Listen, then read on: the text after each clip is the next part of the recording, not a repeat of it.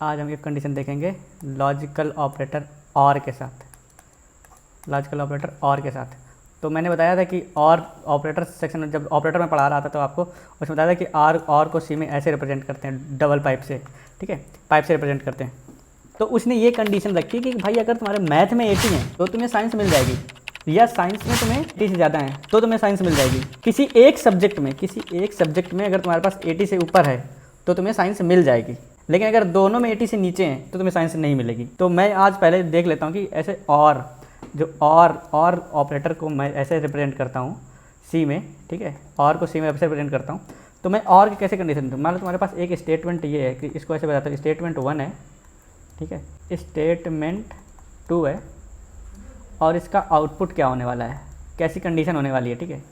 तो अगर तुम्हारा स्टेटमेंट पहला वाला तुम्हारा स्टेटमेंट ट्रू है और दूसरा स्टेटमेंट भी ट्रू है तो तुम्हारा जो आउटपुट होने वाला है, जो तुम्हारी कंडीशन है वो एग्जीक्यूट होने वाली है, क्योंकि ट्रू हो जाएगी तुम्हारी। और जो तुम्हारा स्टेटमेंट पहला ट्रू है दूसरा फॉल्स है तो भी, क्योंकि तुम्हारा एक स्टेटमेंट 1 ट्रू हो जाए या तो स्टेटमेंट 2 ट्रू हो जाए, तो या और मतलब होता है या दोनों में से कोई एक, तो भी ये तुम्हारा स्टेटमेंट ट्रू होगा जाके, तो भी तुम्हारी कंडीशन एग्जीक्यूट होगी।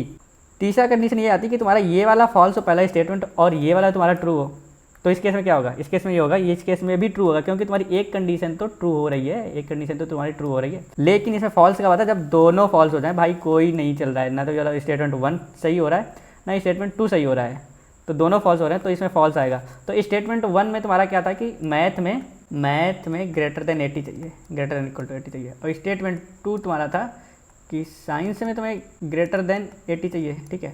तो अगर उसके कोई स्टूडेंट है उसके दोनों में ग्रेटर देन 80 है, ठीक है, दोनों में 80 है, तो उसको ऑब्वियस बात है यार साइंस मिल जाएगी। दूसरी कंडीशन ये है कि भाई उसके मैथ में तो 80 ग्रेटर देन 80 है, लेकिन उसके साइंस में ग्रेटर देन 80 नहीं है, तो इस कंडीशन में क्या होगा कि भाई उसको तो भी उसको साइंस मिल जाएगी। तीसरी कंडीशन ये है कि भाई तुम्हारा तीसरा जो स्टूडेंट है उसको मैथ में तो यार कम है, तो 80 से कम है, लेकिन उसके साइंस में अच्छे नंबर हैं, साइंस में 80 से ऊपर हैं, तो भी उसको साइंस मिल जाएगी। लेकिन कोई ऐसा स्टूडेंट है जिसको मैथ भी 80 से नीचे आया है और साइंस में भी 80 से नहीं है, तो भाई उसको साइंस नहीं मिलेगी, ठीक है। तो इसी कंडीशन को आज हम लोग प्रोग्राम करने की कोशिश करेंगे। तो इसको हम लोग प्रोग्राम करने की कोशिश करते हैं इस कंडीशन को। तो इस कंडीशन को चलो भाई हम खोल लेते हैं अपना विजुअल स्टूडियो कोड, और हम यहाँ पे बनाएंगे नई फाइल बनाएंगे हम इफ़ अंडरस्कोर स्टेटमेंट 3.c नाम से, ठीक है। अब हमने ये फाइल क्रिएट कर दी ये वाली फाइल स्टेटमेंट 3 नाम से। अब क्या होता है, तो हमने क्या समझाया कि तो हम कंडीशन तुम्हें पहले ही बता चुके हैं कि ठीक है, दोनों में 80 क्राइटेरिया है, अगर साइंस में ग्रेटर देन 80 है तो उसको साइंस मिल जाएगी, अगर उसको मैथ में भी ग्रेटर देन 80 है तो भी उसको साइंस मिल जाएगी, अगर दोनों से नीचे है तो नहीं मिलेगी उसको, ठीक है। तो हम इसको यहाँ पे देख लेते हैं, हैश कैसे लिखोगे, हैश इंक्लूड stdio.h, ठीक है। अब क्या करोगे, इंट जहाँ से हमारा प्रोग्राम एंटर करेगा, इंट मेन, यहाँ से प्रोग्राम मेरा एंटर कर रहा है, ठीक है, इंटर कर गया। अब क्या होता है कि वेरिएबल डिफाइन करोगे, भाई मैथ्स के mark int math underscore marks define किए तुमने, 81 कर दिया उसको, ठीक है। इंट साइंस अंडरस्कोर मार्क उसको डिफाइन कर दिया, उसको भी तुमने 81 दे दिया, ठीक है। 80 से ऊपर की कंडीशन रख लें, ठीक है हम लोग। अब क्या करूँगा, इफ़ कंडीशन लगाऊंगा, अब भाई मेरे दोनों तो मार्क्स मिल गए, अब कंडीशन चेक करनी है।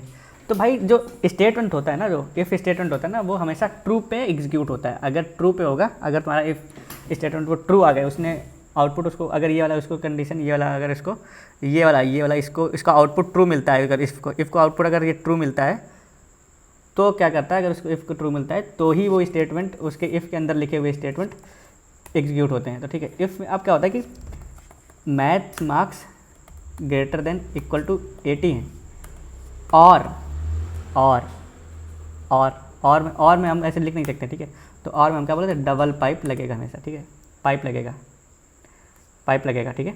अब इसको साइंस मार्क्स भी ग्रेटर देन इक्वल टू 80 होने चाहिए, तब भी ये स्टेटमेंट ट्रू करेगा, ठीक है। तो अगर इसमें ये कंडीशन सही है, ट्रू है, तो इफ़ कंडीशन ट्रू हो गई, पूरी ये कंडीशन ट्रू हो जाएगी, ठीक है।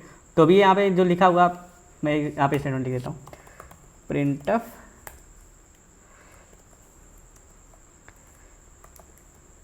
eligible for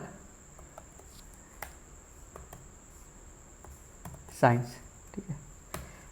तो अब मैं दिखाता हूँ, अगर मैथ्स का मार्क भी ग्रेटर देन 80 है तो भी ये, क्योंकि ये पूरा स्टेटमेंट ट्रू होने वाला है, जो हमने पहले उधर बताया, ये हमने जो टेबल बना के दिखाई थी कि पहला स्टेटमेंट ट्रू है और दूसरा भी ट्रू है तो भी ये आउटपुट ट्रू आएगा। तो इसमें जिसका आउटपुट भी ट्रू आ रहा है तो उस कंडीशन में वो हमारी कंडीशन एग्जीक्यूट करनी चाहिए, ये इफ़ कंडीशन एग्जीक्यूट करनी चाहिए, ठीक है। देखो, अगर मैथ्स का मार्क ग्रेटर देन 80 है तो भी हमारा एग्जीक्यूट करेगा, अगर साइंस का मार्क ग्रेटर देन है तो भी करेगा, अगर दोनों का मार्क ग्रेटर देन 80 है तो भी वो साइंस में मिलेगी, अगर लेकिन उसको दोनों का मार्क्स लेस देन 80 है तो नहीं मिलेगी। तो इस केस में क्या करूँगा, रिटर्न 0 करूँगा मैं, रिटर्न 0 करूँगा मैं, कैप्स लॉग ऑन कर रखा है, रिटर्न 0 करूँगा, ठीक है। अब क्या करूँगा, मैं इसको सेव करूँगा और इसको कंपाइल करने की कोशिश करूँगा, कंपाइल इसमें, ठीक है, 3 कर लेते हैं।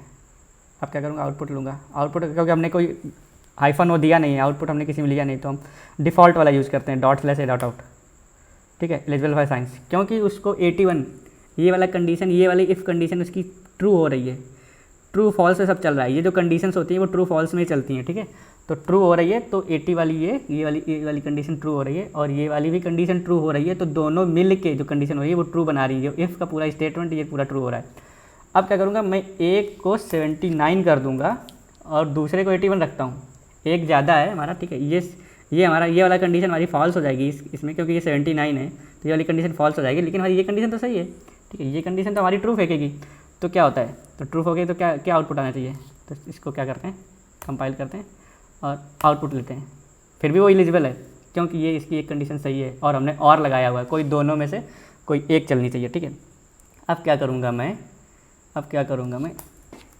इसको 81 कर दूँगा और साइंस वाले को कम कर दूँगा, साइंस वाला हमारा कम हो जाएगा।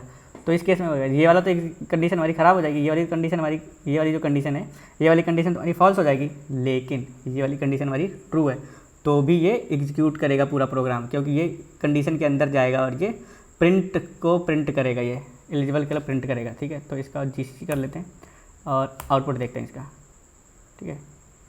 तो इसका आउटपुट है एलिजिबल फॉर साइंस। अब जो लास्ट कंडीशन बचती है कि भाई उसके जो मार्क्स थे दोनों में 80 से कम थे, दोनों में 80 से कम थे, तो इस केस में ये पूरा इफ़ जो स्टेटमेंट है, ये इफ़ कंडीशन है, ये इफ़ कंडीशन वो फॉल्स रिटर्न करेगी, इसको यहाँ पे फॉल्स मिलेगा। जब इफ़ को फॉल्स मिलेगा तो ये वाला जो जितना ये ब्रेसेस के अंदर है, ये वाला जितना भी ब्रेसेस के अंदर स्टेटमेंट लिखा है वो एग्जीक्यूट नहीं करेगा, ठीक है।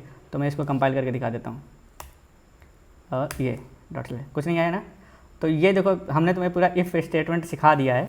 के बाद इफ़ एल्स की बात करेंगे, क्योंकि अभी तक तो केवल इफ़ की ये बात कर रहे थे कि भाई अगर इसको ये मिल गया तो क्या होगा, ठीक है, एलिजिबल हो जाएगा, अगर ये हुआ तो ठीक है, अगर नहीं हुआ तो क्या, तो उसकी बात हम बात करेंगे अगले वीडियो में।